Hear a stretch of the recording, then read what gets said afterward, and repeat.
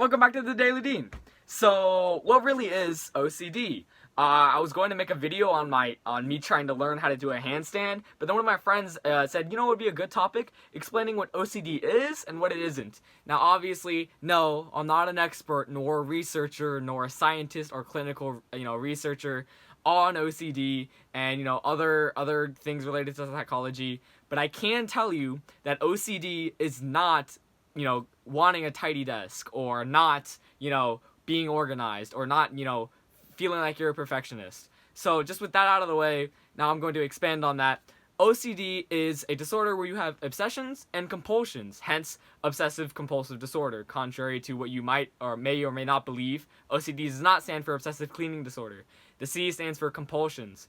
An obsession is some recurring thought, or this once again, obsession with an idea, concept, or usually ritual, some action that causes somebody anxiety that they must relieve through the compulsion part. The obsession is mental, the compulsion is physical.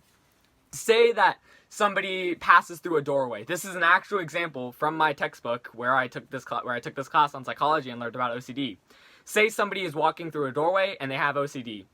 One ritual that they might have is touching their hand on the doorway, because if they don't, they might feel, once again might, because OCD varies from person to person and they're just categories that we use to identify multiple patterns within multiple people. OCD might cause them to feel, overwhelming anxiety and fear and worry that their family or their kids or their animals and their pets are going to die because if they don't do it. That's the obsession part that causes anxiety that is alleviated by the compulsion, touching the doorway. It can take many different forms than just doorways. One example we saw in our class was a woman who washed her hands dozens of times an hour because she felt like when she touched her child, she would be killing him because her hands weren't clean. That's the obsession part. Oh my God, what if I murder my child by my own bare hands because they're not clean enough? And so the compulsion is relieving that anxiety by washing her hands dozens of times in an hour, usually with searing hot water, doing it 3 times, with soap off, rinse off, soap on, rinse off. It's far more different than washing your hands than, if you just saw this video, you would understand the sentiment that I'm trying to portray. It's far more different than feeling like you need to be clean.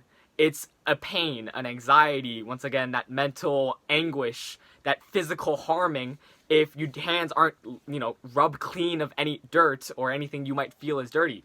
Now, some people's OCD might not take that form, right? They might be different. Some people might have higher anxiety related to stepping on cracks or related to, doorways again. But OCD takes multiple different forms, but often you should not be trying to diagnose yourself or another person with a disorder.